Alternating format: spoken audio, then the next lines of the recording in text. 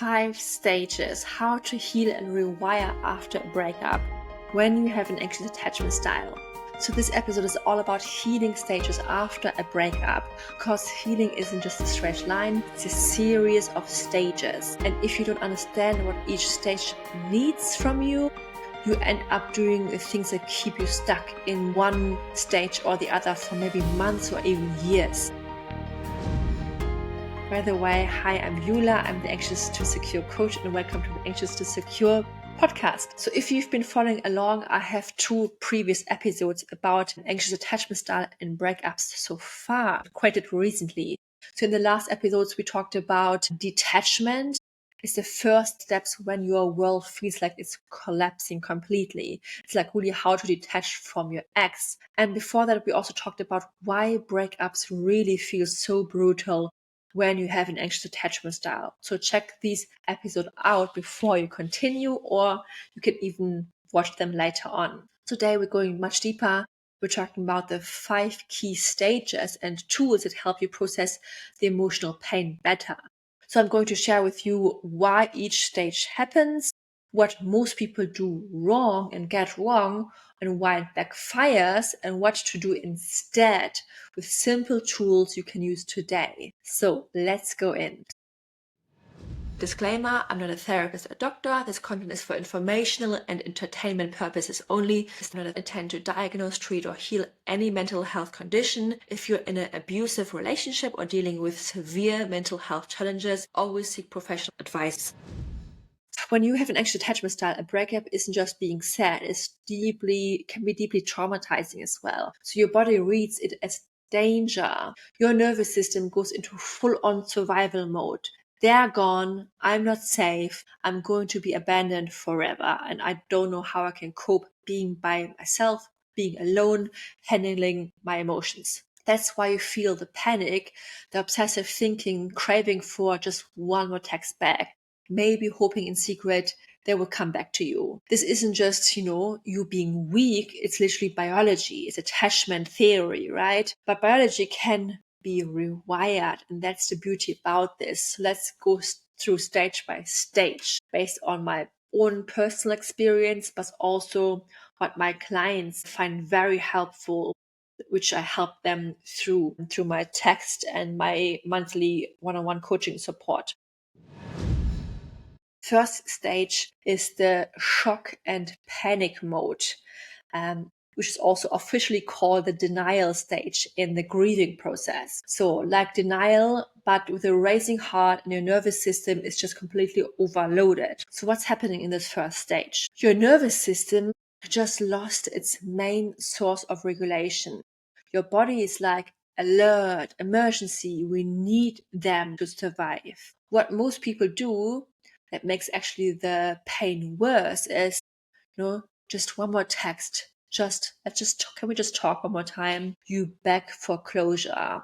You over apologize, perhaps hoping they will come back. Call 10 friends to rehash the same story for 3 hours. Every time you do that, you confirm to your brain, I'm not safe unless I have them. So here's what I suggest you can do instead. Ground yourself in your body, not just through your thoughts, not just by thinking yourself into healing. Your thoughts will spiral. You're trying to logic your way out of this won't really work. So go physical. You can do box breathing. Inhale for 4, hold for 4, exhale for 4, hold for 4. Repeat this for a few times, 3-4 times. Slow down. Say out loud neutral affirmations, not positive ones, just neutral ones that your body can believe. Maybe I'm safe right now in this moment. Perhaps I don't need them right now in this moment. This really sucks, but I can get through this. This moment won't last forever. I can ride this wave because I've done it before. This emotion is not dangerous, even though it really feels like it. And that's it. The first stage about safety. It's not fixing it. It's not explaining it. It's just allowing yourself to feel it.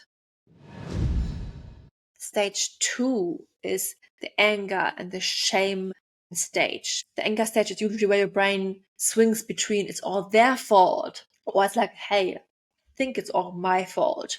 Both trauma reactions trying to protect you, but trapping you in your own pain. Maybe you're telling yourself they moved on so fast, like they never even meant to stay with me at all, right? They never cared about me, they just used me. Or I was too clingy, that's why they left. I'm such a failure for letting this happen again. I'm broken. No one will ever want me again. I'm too old for another relationship. These thoughts just fuel the rage and self-hate. And they will feel real, but they are not real. Stop trash talking them endlessly or yourself. It keeps your brain hooked onto the drama. Stop the spiral into the shame, like I'm too much, I'm not good enough. And you also want to stop, let anger turn into self-hate or hatred that burns up the spiral. What you might want to consider instead is release your anger in a healthy way, because there's no problem with being angry and having anger as an emotion. It's just a sign that you need something, right? So scream into a pillow or in your car when you're driving. Windows up, of course. Punch a pillow or a cushion instead of, really overthinking everything and just like texting your partner angrily or like reinforcing the angry story in your head. Dance it out or shake it out.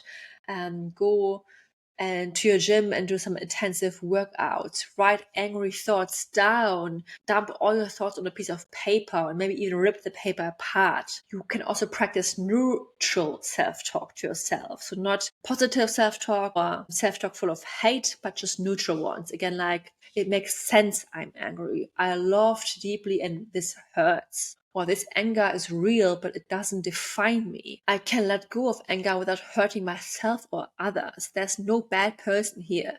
It just didn't work out. And that's sad, and I'm angry about this, and it's okay that I'm angry.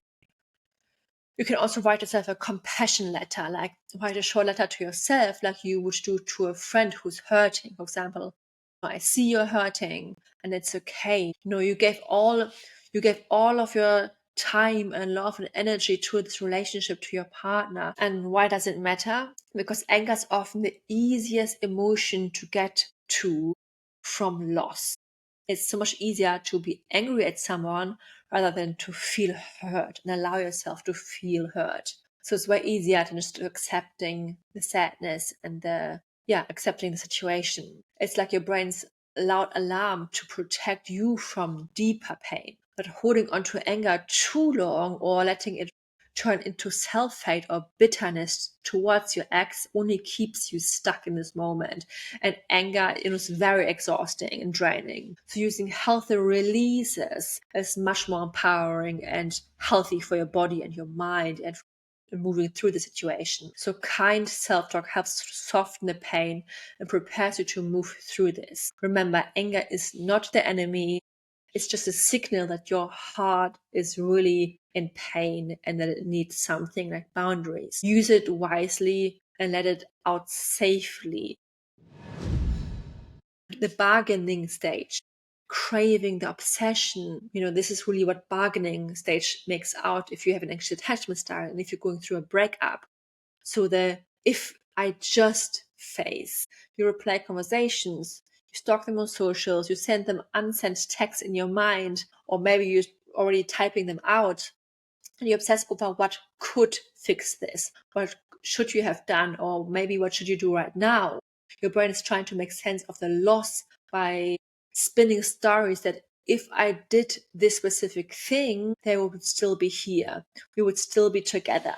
If I had been more attentive, they wouldn't have left. If I text them one more time, maybe they will respond and maybe they reconnect with me and maybe they see how much I love them and cared for them and that we were meant to be. Or you obsess over tiny details, convincing yourself the breakup was avoidable. So your mind blames you for not doing enough, replaying moments you think you could have saved the relationship. Your nervous system is addicted to the dopamine hits from their attention, craving more to soothe the pain. But what you want to avoid in this bargaining part is replaying the conversation 100 times in your head, or even letters, or writing huge paragraphs in your note app, or sending these texts to your partner, to your ex, or a letter just to keep the connection alive. Or Google how to make your ex miss you at 2 a.m. or check Reddit threads. Or wait endlessly for them to chase you to come back. Or maybe have conversation with friends who are only on your side, who just keep this, cycle alive and not let you move on with this. What is much more healthier in this phase is to interrupt the loop. Write down 3 truths that won't change even if they would come back. For example, we had different values. They weren't meeting my needs at all. They were crossing my boundaries all the time. Or I kept abandoning myself to keep them, right? Another tool you can use is you write down your painful thought, like they discarded me like trash, and then write down 10 or 3 truths underneath this. What is actually true? Did they really discard me like trash, or what else might have happened? Or we had a rupture and it hurt. The actions don't define my worth. And this rewires the panic and puts it more into like more balanced perspective. What you want to do what you want to avoid in this part is check their Instagram and social medias multiple times a day, when we're reading old texts, reliving your last kiss in your head, like a movie scene over and over again, impulsively texting them or checking if they're online, because every time you keep this addictive loop alive. But here are things I would rather recommend you do is like remove any kind of triggers out of your life right now. Mute them, block them. I would maybe not delete the number, but at least block them for a while. So there's even no thought of maybe they would text me today, maybe they would text me later. No, just block them so you don't even question yourself that you might receive a text from them. Remove them from your Instagram as well. Don't even get the need and the urge to check what they're up to. Remove all of the shared pictures and memories out of your sight. So all of the physical items in your flat, maybe put them in a box and really move them into a storage place where you don't really access them every day. And all of the maybe pictures you still have on your phone, remove them onto a hard drive. I don't recommend deleting everything because that's not healthy either. You're allowed to have pictures from your ex somewhere, but not literally where you can see them every day. You want to go on a detox, out of mind, out of sight, and then replace the dopamine hit with some safe and healthy alternatives. Take a walk outside, move your body, dance, breathe if you feel anxious, sit in the discomfort, use ice and change your body temperature literally, and ask yourself, when felt you last safe? During what activity? Do you feel really regulated and grounded and alive? Do these kind of activities. Add them more during the everyday interactions as well. Maybe you want to dive more into creative activities, painting, singing. And here's another tool you can use is when you feel the urge to check in on something, on their message, on their profile, when they've been last online, breathe. Say to yourself, this is just an urge, an impulse. It feels intense, but it will pass like a wave. I can set a timer for 5 minutes, for even 3 minutes, later maybe then 10 minutes. Do anything else during this time. You'll notice the craving will drop as you repeat this action. Just put your phone away, maybe move outside so you can really ensure you don't text them or call them within these 10 minutes. Stage number 4 is the loneliness and the identity collapse stage. That's where you really feel the deep grief and where the depression maybe hits. So you've tied your identity, your sense of worth and your future to them, to your ex. Now it's gone and you might feel empty, lost, and maybe even unlovable. This feels like a deep pain inside of you, like your whole sense of you is crumbling and you're just on pause and you're not sure who you are. You might ask yourself, who am I without them? I don't even recognize myself anymore. I feel like a shell, empty and numb. I'm scared I'll never feel whole again. I keep asking myself, what's wrong with me? Why wasn't I enough? And it's normal to feel crushed here, right? This is the hardest part of grieving, mourning, and a sense of self alongside to the relationship. But here you really want to avoid jumping into a rebound just to feel chosen or less lonely, or just to be not able to sit in the discomfort of the pain. Because this makes it usually worse if you just ignore your needs and just jump back into what didn't work before, or over isolate as well and scroll on your phone for hours, numbing the pain instead of feeling it. So rather reconnect with one thing you lost before them. No matter what it is, it could be a hobby that made you feel alive, a song that lifts up your spirit, a friend who you've lost touch with or you miss. Start small, even 5 minutes a day of an activity that can remind you of who you are before your heartbreak, before the relationship. And if you have been always in long-term relationships and have lost so much of part of who you are, don't worry. You can journal back and re-identify of who you are and what your favorite color is, your favorite food, and it's not too late. It might feel a little bit scary right now, but again, these are just emotions, and I'm sure you have a support system, even though it might feel like you're all alone right now. By the way, if you're going through a breakup and you want my support, I'm so happy to support you along on this journey. Jump on a free call with me or email me to check out my offers. I have a monthly coaching offer right now where you can cancel anytime. It's a bi-weekly coaching where we can meet face to face via Google Meet. Yeah, just reach out for help and I'm happy to help you in any way possible, even if you have a small budget. Because when you know someone's got your back, it makes really a huge difference and you don't have to go through this alone. By the way, stage 5 is now the integration, the secure rewiring stage. And if you're going through the stages of grief, this is called the acceptance stage. So this is the stage where your storm starts to calm down and you're not just surviving the breakup, you're actually starting to live again. Your acceptance here doesn't just mean you're over it or pretending nothing hurts anymore. No, this is more about really understanding, okay, you're going through a breakup and it hurts and they're not your person anymore, and that's okay. And you're able to say, I want to heal, I want to move through this, and I want to have love for myself again. I want maybe another relationship one day, but right now I'm here for myself. It's about feeling the space inside of yourself where the chaos used to be. You start to trust yourself a little bit more and your own rhythm. You're able to go back into a routine or create a routine for yourself, and you're seeing a light at the end of the tunnel. You're rebuilding your sense of safety from inside out. And here you want to avoid is like, again, fantasizing about getting back together. And this keeps your brain stuck in the past and blocks you from healing. You also want to avoid ignoring your feelings or pretending you don't miss them, because this just buries the pain and your feelings underneath everything. Acceptance really means accepting all of you, all of your emotions and all of your ups and downs. And you might feel okay at some point on one day, and the other day you might feel completely crushed and cry and feel numb, and that's okay. That's part of the acceptance stage as well. You don't have to be okay and amazing.